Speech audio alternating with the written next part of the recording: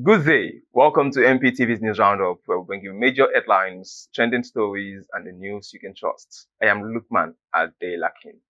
First, the headlines. Nigeria and UK sign pact on deportation of illegal migrants. On Eid al-Fitr, Nigerian leaders call for unity, security, and compassion beyond Ramadan.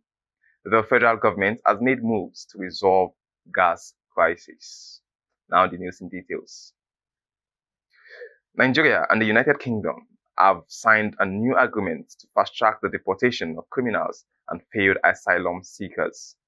The deal reached during President Bola Tinubu's state visit is aimed at strengthening cooperation on migration and border control. Under the arrangement, individuals without legal rights to remain in the UK, including visa overstayers and convicted offenders, will be returned to Nigeria more efficiently. Both countries say the partnership will also enhance security collaboration while ensuring that migration laws are respected. Nigerian leaders have called for unity, peace, and renewed commitment to national development as Muslims celebrate Eid al-Fitr across the country.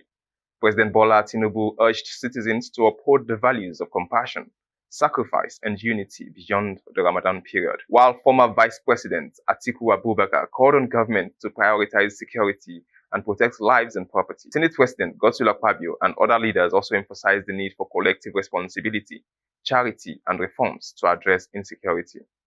Across states, governors and stakeholders echoed similar messages, urging Nigerians to sustain the spirit of Ramadan and work together for peace, stability, and national progress. The Inspector General of Police, Olatunji Disu, ordered nationwide deployment of security personnel ahead of Eid al-Fitr celebrations.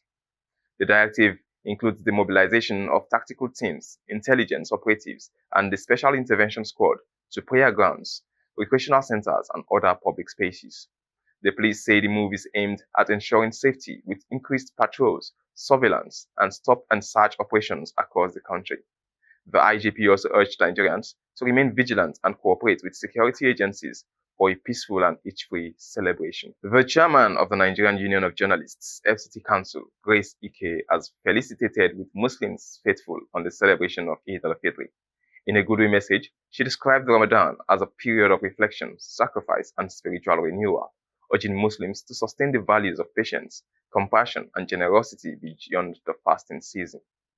The NUJFCT chairman also called on Nigerians to embrace unity, mutual respect, and peaceful coexistence, stressing that the nation's diversity should be harnessed for collective progress. She further encouraged acts of kindness towards the less privileged, noting that the season symbolizes love, empathy, and shared humanity.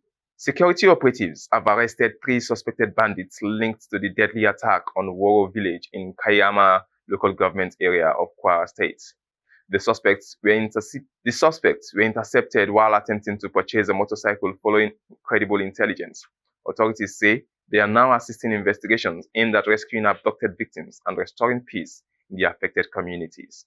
The February 3rd attack, described as one of the deadliest in the state, left scores dead and many others abducted, including women and children.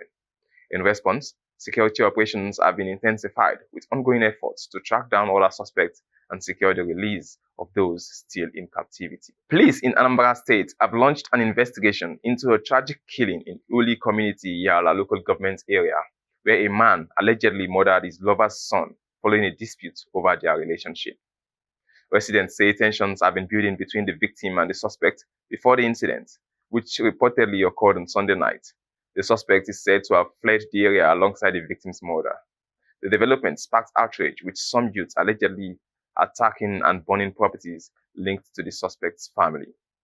Authorities confirm the suspects remain at large, while investigations are ongoing to determine the full circumstances surrounding the incident. Nigeria's Minister of Power, Adebayo Adelabu, says the federal government is taking concrete steps to address the gas supply challenges responsible for persistent electricity outages across the country.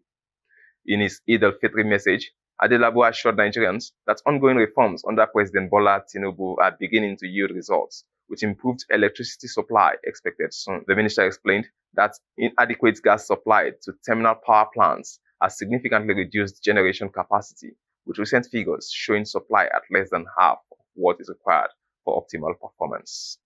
This comes amid a worsening power situation nationwide, worsened by an estimated 3.3 trillion naira debt owed to gas suppliers, forcing many to cut supply to generation companies.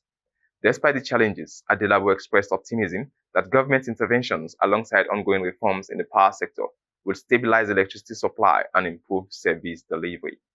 He also urged Nigerians to remain patient, describing the current difficulties as part of a transition towards a more reliable and sustainable power system. On the entertainment scene, the chief editor of Mptv, Peace Wande, alongside staff of the station, have congratulated popular Nigerian comedian Uncle Wowo on reaching a major milestone of 1.4 million followers on Facebook.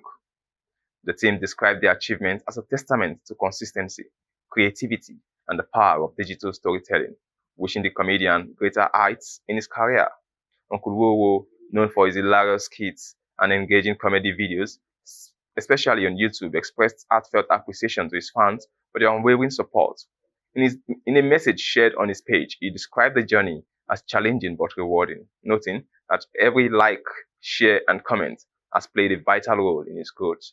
He added that the milestone is not the finish line, but the beginning of an even greater accomplishment, promising to deliver better content, more laughter, and authentic moments to his audience.